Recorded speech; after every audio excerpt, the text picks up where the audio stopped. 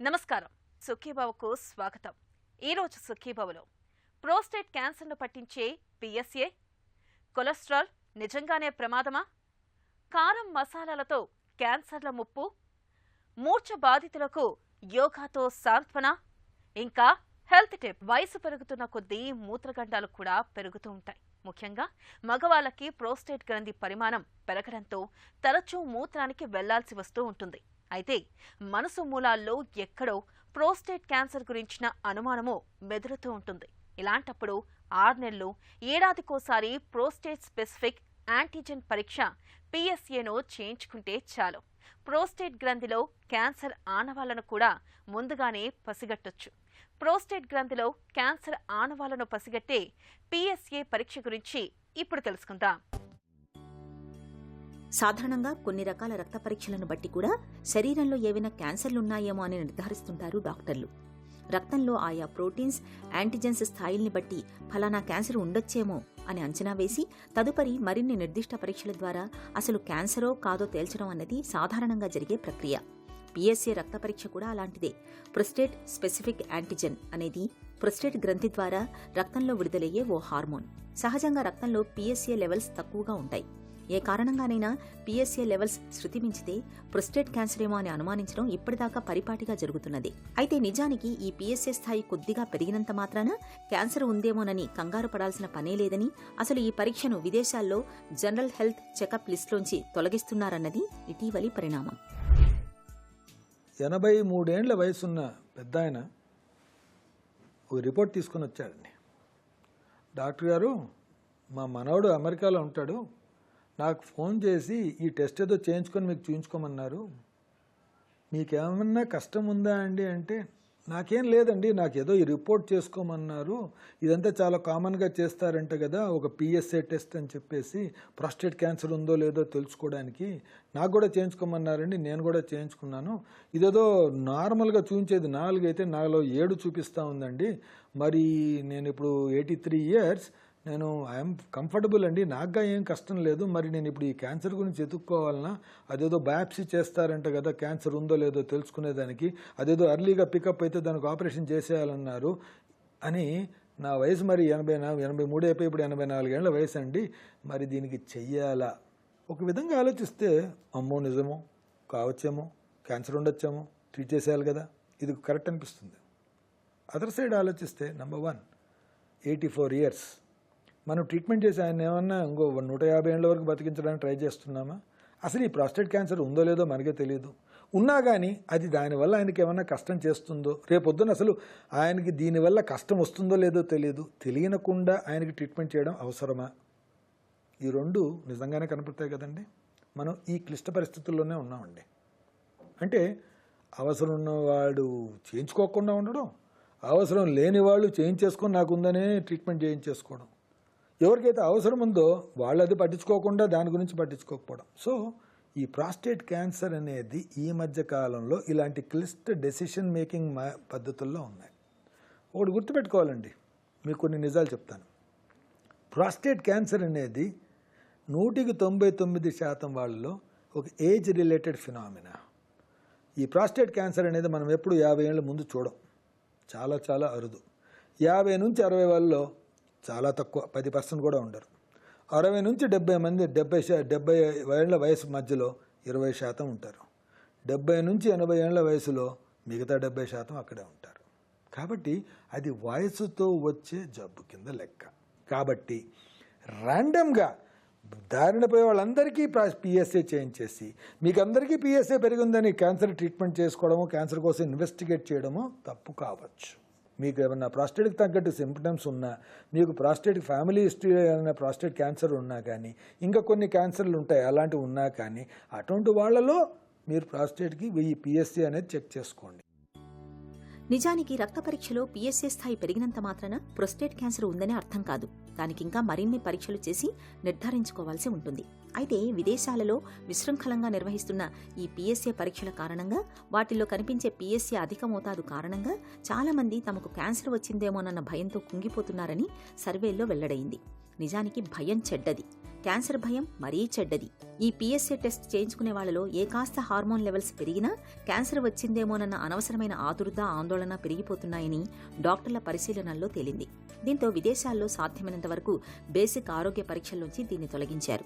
దీంతో ప్రస్తుతం మన దగ్గర కూడా పిఎస్ఏ టెస్ట్ని అందరూ విధిగా చేయించుకోవాలా, లేక ఏదైనా సమస్య కనిపిస్తేనే చేయించుకోవాలా, ఒకవేళ చేయించుకున్న క్యాన్సర్ నిర్ధారణలో దాని ప్రామాణికత ఎంత అనే విషయంపై ఇప్పుడు చర్చ బయలుదేరింది. 45 ఏళ్ళకి మాస్టరల్ చెకప్లో పిఎస్ఏ చేయించేసుకోవడం, అది కొంచెం పేకి కిందకి ఉందని చెప్పేసి టెన్షన్ పడిపోవడం, ఇంకా దాని వెనకాల పడిపోవడం జరుగుతూ ఉంటుంది. It has become a mental trauma. ఒక 55 ఏళ్ల వయసులో ఉన్నవాడు, అప్పుడే ఎనర్జెటిక్గా ఉన్నాడు, బిజినెస్లో రాణిస్తున్నాడు, ఏదో జాబ్ చేస్తున్నాడు, ఫెంటాస్టిక్గా ఉన్నాడు, వాడికి ఏదో మాస్టరల్ చెకప్ చేసేయడం, దాంట్లో పిఎస్ఏ పెరిగిందని చెప్పడం. వాడు నార్మల్ 4 గంట సార్, నా దాంట్లో 6 వచ్చింది సార్, ఇప్పుడు దాంట్లో నాకు ఉందా లేదా, దాని తర్వాత ఒక ఎంఆర్ఐ చేయించుకోవడం, దాని తర్వాత ఒక బయాప్సీ చేయించుకోవడం, బయాప్సీలో ఉంది అంటే క్యాన్సర్ ఉంది అని బాధపడడం. సపోజ్ ఉంది అంటే సరే పక్కన పెడదాం, ఏదో మంచి కరెక్ట్గా డయాగ్నోస్ చేసాం అనుకుందాం. కానీ లేదు అని వచ్చింది అనుకోండి, అది మరి నిజంగా ఉందా లేదా, లేకపోతే మనం చేసిన బయాప్సీలో ఆ కణం ఏదైతే రావాలనో అది రాకుండా ఉండిపోయిందా, ఇది ఒక tension.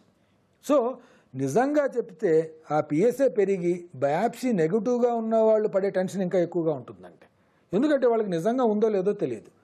There is every possibility అక్కడ ఉన్నా కానీ చిన్నది ఎక్కడో ఉంటే దానిలో అది మన బయాప్సీ తీయలేకపోయి ఉండొచ్చు, కాబట్టి మనకు ఫాల్స్ నెగిటివ్గా నీకు క్యాన్సర్ లేదు అనే రిపోర్ట్ కూడా రావచ్చు. సో ర్యాండమ్గా ఈ విధంగా చేయించేసుకోవడం, రొటీన్గా చేయించేసుకోవడం అనేది మానేసేయండి. PSA is a very useful indicator. PSA అనేది ఒక విచిత్రం, మంచి బయోమార్కర్ ఫర్ క్యాన్సర్ ప్రాస్టేట్. కానీ దాన్ని ఎలా వాడాలా, ఎప్పుడు వాడాలా అనేది డాక్టర్కి డిసైడ్ చేయనివ్వండి. మనవుగా డిసైడ్ చేసుకోవడం చాలా చాలా తప్పు అవుతుంది. ఒక్కోసారి టెన్షన్స్ క్రియేట్ చేస్తూ ఉంటుంది. And especially there is no point 45 ఏళ్ళ వాళ్ళు, 50 ఏళ్ళ వాళ్ళు అది చేయించుకోవడం తప్పండి. అండ్ నెంబర్ 2, ప్లీజ్ 80 ఏళ్ళ పైబడిన వాళ్ళకి అసలు సిమ్టమ్ లేకపోతే పిఎస్ఏ చేయించకూడదు. ఎందుకంటే చేయించినా కానీ అది కొంచెం ఎక్కువగా చూపించే అవకాశం ఉంటుంది. వాళ్ళలో క్యాన్సర్ ఉందా అని ఎత్తుక్కోవడం అనేది తప్పు అవుతుంది. వాళ్ళకి సిమ్టమ్స్ వస్తేనే, ఎవరికైనా కానీ వాళ్ళకి మాత్రం సిమ్టమ్స్, యూరినరీ సిమ్టమ్స్ ఏమన్నా ఉన్నా లేకపోతే ఇంకేదన్నా సిమ్టమ్స్ ఉంటేనే ఎగ్జామిన్ చేసి పిఎస్ఏ చేయించడం అనేది అవసరం పడుతుంది. కాబట్టి ప్రాస్టేట్ క్యాన్సర్ అనేది ముందు ఎలా ఉందో ఇప్పుడు కూడా అలానే ఉంది. మనం ఏం చేసుకున్నాము, ఈ పిఎస్ఏ అనే బయోమార్కర్తో దాన్ని ముందుగానే పికప్ చేసుకోవడం జరిగిపోతూ ఉంది. లేకపోతే పికప్ చేయలేని పక్షంలో టెన్షన్లో పడిపోవడం, పికప్ చేసుకున్న పక్షంలో అది ట్రీట్మెంట్ కూడా చేసేసుకోవడం. అవసరమైన వాళ్ళకి ట్రీట్మెంట్ జరుగుతూ ఉంది, అవసరం లేని వాళ్ళకి కూడా కొంతమందికి ట్రీట్మెంట్ జరిగిపోతూ ఉంది. కాబట్టి ఇది దాన్ని ఒక మార్కర్ కిందనే చూద్దాం, అంతేగాని ఒక స్క్రీనింగ్ మెథడ్గా, అంటే క్యాన్సర్ ఉందో లేదో తెలుసుకోవడానికి రొటీన్గా బ్లడ్ షుగర్ ఉందా అంటే షుగర్ ఉందా లేదా తెలుసుకున్నట్టు బ్లడ్ షుగర్ చేసినట్టు, క్యాన్సర్ ప్రాస్టేట్ ఉందా లేదా ఉన్నట్టు ఈ స్క్రీనింగ్ మెథడ్గా వాడకుండా ఉంటే మంచిదని నా ఉద్దేశం. చాలా సందర్భాలలో పిఎస్ఏ ఫలితానికి ప్రోస్టేట్ క్యాన్సర్కు అసలు సంబంధమే ఉండట్లేదని కూడా కొన్ని సర్వేలు చెబుతున్నాయి. పిఎస్ఏ పెరిగి క్యాన్సర్లు లేని సందర్భాలు, పిఎస్ఏ పెరగకపోయినా క్యాన్సర్లు బయటపడే సందర్భాలు ఉంటుంటాయని డాక్టర్లు చెబుతున్నారు. ఈ నేపథ్యంలో సొంతంగా పిఎస్ఏ టెస్టులు చేయించుకుని అనవసరమైన ఆందోళనలకు గురికాకుండా డాక్టర్ సలహా మేరకు ఈ పరీక్ష చేయించుకోవడం మంచిది. కొలెస్ట్రాల్ పేరు వినగానే నడివయసు వారికి ముచ్చెమటలు పోస్తాయి. ఆపై గుండె జబ్బు, గుండెపోటుతో మరణించిన వారు కళ్ల ముందు మెదులుతారు. అయితే నిజానికి కొలెస్ట్రాల్ అనగానే భయపడాల్సిన పని లేదు. అలా అని నిర్లక్ష్యంగా ఉండడము మంచిది కాదు. మనలో మంచి చెడు ఉన్నట్లే కొలెస్ట్రాల్లోనూ మంచి చెడు అనే 2 రకాలు ఉన్నాయి. వీటిలో చెడ్డ కొలెస్ట్రాల్ శాతం మన రక్తంలో ఎక్కువగా ఉన్నప్పుడే మనకు సమస్యల తాకిడి పెరుగుతుందని చెబుతారు డాక్టర్లు. కొలెస్ట్రాల్ కదేంటో, కొలెస్ట్రాల్ నిల్వల గురించి మనం ఎప్పుడు ఆందోళన చెందాలో ఇప్పుడు తెలుసుకుందాం. మన బాడీకి అవసరానికి కూడా కొలెస్ట్రాల్ చాలా అవసరం. అంటే బాడీలో కొన్ని ముఖ్యమైన పనులకి, సెక్స్ హార్మోన్స్ కానివ్వండి, విటమిన్ డి తయారీకి, సెల్ బాడీ తయారవుతానికి, బైల్ యాసిడ్ తయారైతానికి మన బాడీలో కొలెస్ట్రాల్ అవసరం. అయితే ఇది నార్మల్ లెవెల్ ఉన్నంత వరకు ఏం కాదు. కానీ లెవెల్స్లో కనుక నార్మల్ కంటే ఎక్కువై ఇంకా అధికమైనప్పుడు మాత్రం మన బాడీకి డేంజర్గా చెప్పుకోవచ్చు. మనకి కొలెస్ట్రాల్ తగ్గించేందుకు ఫస్ట్ ఆహార నియమాలు పాటించడం, తర్వాత లైఫ్ స్టైల్ మాడిఫికేషన్ చేయటం, ఆ తర్వాత మెడికేషన్స్ రావడం జరుగుతుంది. అయితే ఈ కొలెస్ట్రాల్ లెవెల్స్ అధికంగా ఉండే వాళ్ళల్లో, ఆల్రెడీ హార్ట్ డిసీజ్ సఫర్ అయ్యే వాళ్ళలో, డయాబెటిక్తో సఫర్ అయ్యే వాళ్ళలో మనకి స్టాటిన్స్ మందులు అనేవి తప్పకుండా యూజ్ చేయాల్సిన అవసరం ఉంటుంది. సో ఈ ఎల్డిఎల్ కొలెస్ట్రాల్ బ్యాడ్ కొలెస్ట్రాల్ కాబట్టి సాధారణంగా ఇది 100 mg/dL కంటే తక్కువ ఉండేటట్టు చూసుకోవాలి. అదే డయాబెటిక్ పేషెంట్స్ కానివ్వండి, హార్ట్ డిసీజ్ ఉండే వాళ్ళకి కానివ్వండి 70 mg/dL కంటే తక్కువ ఉండేటట్టు చూసుకోవాలి. ఇలాంటి పరిస్థితుల్లో మనం స్టాటిన్స్ అనేవి యూజ్ చేస్తుంటాం. అదేవిధంగా ట్రైగ్లిజరైడ్స్ కూడా మనకి మోర్ దాన్ 150 mg/dL కంటే అధికంగా ఉన్నప్పుడు మనకి ఫీనోఫైబ్రేట్స్ అనేవి యూజ్ చేస్తుంటాం. ఇవి ట్రైగ్లిజరైడ్స్ అన్ని తగ్గిస్తుంటాయి అన్నమాట. ఇటువంటి పరిస్థితుల్లో మనకి స్టాటిన్స్ను ఫైబ్రేట్స్ని ఫీనోఫైబ్రేట్ వాటిని నియాసిన్ మెడిసిన్స్ వాడుతుంటాం.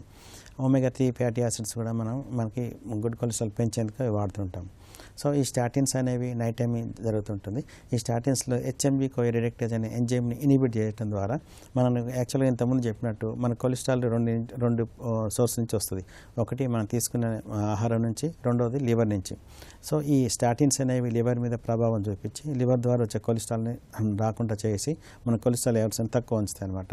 కాబట్టి స్టాటిన్స్ అనేవి మనం యూజ్ చేసుకొని ఎల్డిఎల్ కొలెస్ట్రాల్ను తగ్గించుకోవచ్చు. కారం మసాలాలతో కూడిన ఆహారాల్ని ఎక్కువగా తినడం మంచిది కాదని, వాటి మూలంగా పొట్టలో అల్సర్లు మొదలై చివరికి క్యాన్సర్ల బారిన పడతామని నమ్ముతారు చాలామంది. అసలీ నమ్మకంలో నిజమెంత? కారం మసాలాలతో కూడిన స్పైసీ ఫుడ్స్తో నిజంగానే క్యాన్సర్ ముప్పు ఉంటుందా? ఆసక్తికరమైన ఈ విషయం గురించి డాక్టర్ ఏం చెబుతారో ఇప్పుడు విందాం. మనం తినే ఆహార పదార్థాల్లో చాలా మటుకు వండే వాటిల్లో ఏదో ఒక రకమైన కారము మసాలా వాడతామండి. కారం మసాలా ఎంత మంచిది అంటే మనకి రుచికరంగా కావాల్సినంత కారం వాడచ్చు. ఇప్పుడు పచ్చిమిరపకాయల కారం ఉంది, తర్వాత ఎండుమిరపకాయలు ఉంది, కారం పొడులు ఉన్నాయి, మసాలా పొడులు ఉన్నాయి, ఇలాంటివన్నీ వాడతాం. ఎక్కువగా ఈ మసాలాలు చెక్క, లవంగాలు, తర్వాత ఈ మసాలా దినుసులు, బిర్యానీ ఆకులు ఇలాంటివన్నీను, తర్వాత పువ్వు అని ఇలాంటివన్నీ చాలా వాడుతుంటాం. బిర్యానీలు అవి చేసేటప్పుడు వాడుతుంటాం. అది మామూలుగా సహజనంగా అన్ని వంటల్లో వాడుకోవడం అది ఆరోగ్యకరమే, సరదాగా వాడుకోవచ్చు. కానీ ఏమైపోతుందంటే ఈ మసాలాలు ఇప్పుడు సినమన్ టీ అంటాం, సినమన్ బిస్కెట్లు అంటాం. సినమన్ అంటే దాచిన చెక్క బిస్కెట్లు, దాచిన చెక్క వేసిన కేకులు, తర్వాత దాచిన చెక్కతో టీలు, కాఫీలు ఇవన్నీ వాడతాం అనమాట. ఇవన్నీ ఏంటంటే కొన్ని రకాల జబ్బులకు ఉపయోగపడతాయి. కొన్ని రకాల క్యాన్సర్లు రానివ్వు, కొన్ని రకాల జబ్బులు రానివ్వు. తర్వాత ఇటు మధుమేహవాది కొంత రకంగా కొంచెం కంట్రోల్ చేస్తూ ఉంటాయి. ఇవన్నీ ఒక రకంగా ఉపయోగపడతాయి. కానీ ఇది ఎక్కువగా వాడుతూ ఉంటే కూడా చాలా మంచిది కాదు, చాలా అనర్థాలు వస్తుంటాయి. హైపర్ ఎసిడిటీ అంటాం, మనకి కడుపులో మంటలు వస్తున్నాయి, వీపు నొప్పి వస్తుంది అంటాం. ఎసిడిటీ అంటాం. ఈ ఎసిడిటీ ఎక్కువగా రావడానికి ఈ మసాలా సరుకులు ఎక్కువగా వాడడం వలన వస్తూ ఉంటుంది. ఏదైనా ఎక్కువగా వాడుతూ ఉంటే మంచిది కాదు. ఇది చాలా మటుకు డైజెషన్ దెబ్బతింటుంది, తర్వాత ఎసిడిటీ వచ్చేస్తుంది. ఇలాగా కొన్ని రకాల అల్సర్లు రావచ్చు. ఎసిడిటీ ఎక్కువైపోయిన కొద్దికి అల్సర్లు వచ్చేస్తాయి. అల్సర్లు అంటే ఆఖరికి ఇంటెస్టైన్స్లో బ్లీడింగ్ కూడా వస్తుంది. అలా ఆ లెవెల్ వరకు వస్తూ ఉంటాయి. కాబట్టి మసాలాలు రోజువారీ దీంట్లో కొంచెం మామూలుగాను నార్మల్ క్వాంటిటీస్లో ఏదో కొంచెం వాడుకుంటూ ఉండాలి. కొంచెం బాగా హైపర్ ఎసిడిటీ ఉన్నవాళ్ళు, తర్వాత ఈ బీపీ ఉన్నవాళ్ళు, ఎక్కువ గుండె దెబ్బలు ఉన్నవాళ్ళు మసాలాలు వాడుకోవడం మంచిది కాదు. ఇది చాలా ఎక్కువ ఉన్న కొద్దికిను వాళ్ళకి ఆయాసం రావడం, తర్వాత కొన్ని పడకపోవడం ఇటువంటివి వస్తుంటాయి. విరేచనాలు అంటే బాగా డయేరియా అవ్వడం ఇలాంటివి వస్తాయి. అలాంటప్పుడు చూసుకొని దాన్ని బట్టి తగ్గించుకోవాలి. చెట్టంత మనిషిని నిట్ట నిలువున కుప్పకూల్చే మూర్ఛవ్యాధి మెదడులో పెను విస్ఫోటనంలా విరుచుకుపడుతుంది. చెట్టంత మనిషిని సైతం లిప్తపాటులో కుప్పకూలుస్తుంది. కదలికల్ని కట్టిపడేసి కాసేపు నిర్వీర్యం చేస్తుంది. అందుకే మూర్ఛవ్యాధి అంటే నేటికీ మనలో చాలా మందికి భయం. అయితే ఇవాళ ఆధునిక వైద్యంలో అందుబాటులోకి వచ్చిన అనేకమైన అధునాతన చికిత్సలు, మందుల సాయంతో మూర్ఛవ్యాధిని చక్కగానే అదుపులో ఉంచుకోవచ్చు. ఈ చికిత్సలకు తోడుగా నిత్యం కొన్ని యోగాసనాల్ని సాధన చేస్తుంటే మూర్ఛవ్యాధి నుంచి మంచి సాంత్వన దొరుకుతుందని చెబుతారు నిపుణులు. మూర్ఛ బాధితులకు ఎంతగానో ఉపకరించే యోగాసనాలు, వాటి సాధనలో మెలకువల గురించి ఇప్పుడు తెలుసుకుందాం. ఈనాటి కార్యక్రమంలో ఫిట్స్కి సంబంధించినటువంటి కొన్ని ప్రత్యేకమైనటువంటి యోగాసనాలు, ముద్రలు ఏం చేయాలి అన్న దాని విషయంగా తెలుసుకోబోతున్నాం. మూర్ఛవ్యాధి ఇది ఒక స్పృహ కోల్పోయేటటువంటి వ్యాధి. ఇది నాడీ మండల వ్యవస్థకు సంబంధించినటువంటిది, అంటే బ్రెయిన్ నరాలకు సంబంధించినటువంటిది. ఇది ఒక రకంగా దీర్ఘకాలకరమైన వ్యాధిగా చెప్పవచ్చు. ఈ మూర్ఛ వ్యాధితో బాధపడుతున్నటువంటి వాళ్ళు వచ్చే సమయంలో శరీరం అంతా వణుకు పుట్టడం, అదేవిధంగా నాలుక బయటకు వచ్చి నాలుక ఖర్చుకోవడం, నోటి వంపటి సొంగ రావడం, ఇట్లా ఒక రకమైన అపస్మారక స్థితిలోకి వెళ్ళిపోతారు కొద్ది సమయం. తర్వాత మరలా మెలకు వచ్చిన తర్వాత నార్మల్గా ఉంటారు. మరి ఇది చాలా ఇబ్బంది పెట్టేటటువంటి వ్యాధి, చాలా భయంకరమైనటువంటిది. వాహనాలు నడిపినప్పుడు కానీ, మెట్లు ఎక్కినప్పుడు కానీ, లేకపోతే ఇతరత్ర వేరే స్థితిలో ఉన్నప్పుడు. యోగాలో కొన్ని ప్రత్యేకమైనటువంటి ఆసనాలు నర్వస్ సిస్టమ్ని ప్రభావితం చేయడం పైన, శరీరంలో గ్రంథుల పనితీరును మెరుగుపరచడం పైన, బ్లడ్ సర్క్యులేషన్ బాగా జరగడం పైన, మానసిక ఒత్తిడులు తొలగించడం పైన ఒక ప్రత్యేకమైన ప్రభావాన్ని కలుగజేస్తాయి. సో కాబట్టి కొన్ని ప్రత్యేకమైన ముద్రలు, ప్రాణాయామాలు, ఆసనాలు వీళ్ళకి చాలా బాగా ఉపయోగపడతాయి. సో అందులో భాగంగా ఇప్పుడు మనం తెలుసుకోబోతున్నాం వీరభద్రాసనం, వృక్షాసనం, ప్రాణముద్ర. వాటిని ఇప్పుడు ఏ విధంగా చేయాలో చేసి చూద్దాం. ముందుగా వీరభద్రాసనం చేస్తాం. ఈ వీరభద్రాసనం నిల్చునే స్థితి నుంచి చేస్తాం. పాదాలు రెండు జతలో ఉంటాయి, రెండు చేతులు శరీర పక్క భాగాలు తాకుతున్న విధంగా ఉంటాయి. ఈ పొజిషన్ నుంచి ఎడమ కాలును ఒక 1 feet డిస్టెన్స్ పక్కకు జరపాలి, కుడి కాలును ఒక 1 feet డిస్టెన్స్ పక్కకు జరపాలి. ఒక పాదాన్ని సైడ్ వైజ్ టర్న్ చేసి కాళ్ళను పూర్తిగా బెండ్ చేయాలి. ముందు లెగ్ని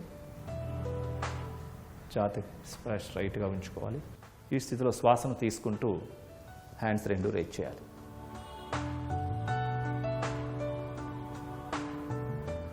ఆసన స్థితిలో స్థిరంగా ఉండాలి.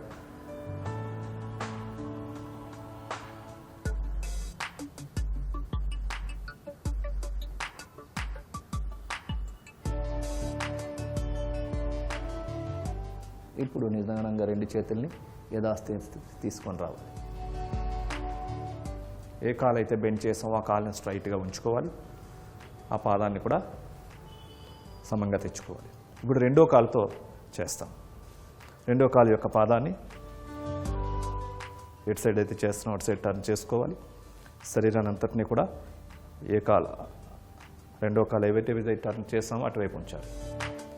ఇప్పుడు రెండో కాలు యొక్క మోకాల్ని బెండ్ చేయాలి. రెండు చేతులు శ్వాసను తీసుకుంటూ నిదానంగా హ్యాండ్స్ రైజ్ చేయాలి.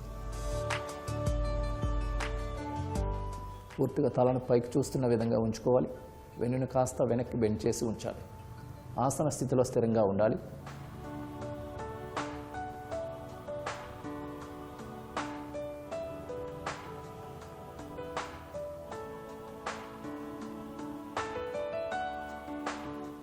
ఇప్పుడు రెండు చేతుల్ని నిదానంగా రిలీజ్ చేసి కాలు రెండు స్ట్రైట్గా తీసుకొని జతలోకి తెచ్చుకొని రావాలి. ఇప్పుడు వృక్షాసనం. పాదాలు రెండు జతలో ఉంటాయి.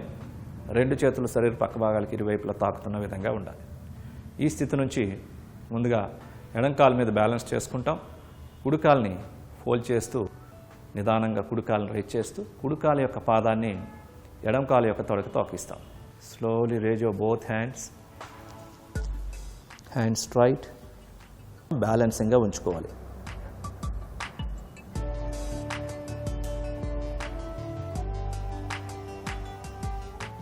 ఇప్పుడు రెండు హస్తాలని నిదానంగా క్రిందకు దించాలి.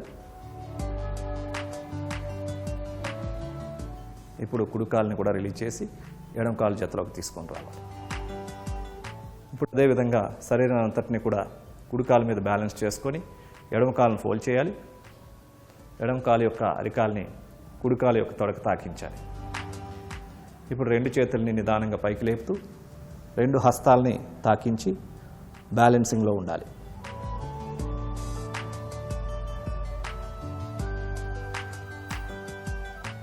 ఇప్పుడు రెండు చేతుల్ని నిదానంగా రిలీజ్ చేసి ఇప్పుడు ఎడమ కాలుని కుడి కాలు జతలోకి తీసుకొని రావాలి. ఇప్పుడు సుఖాసనంలో కూర్చోవాలి.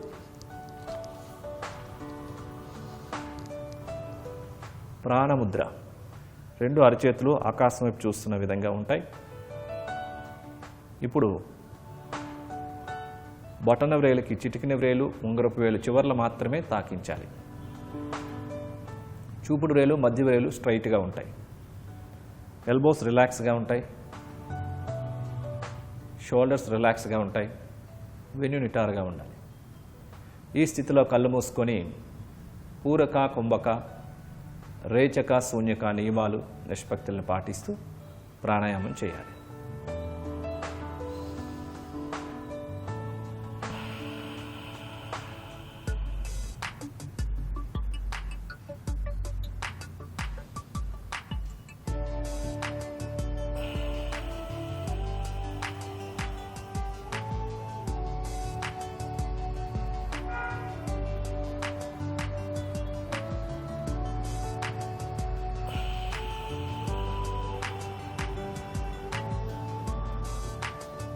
ఇప్పుడు శ్వాసను విడిచిపెట్టిన తర్వాత ఆపాలి.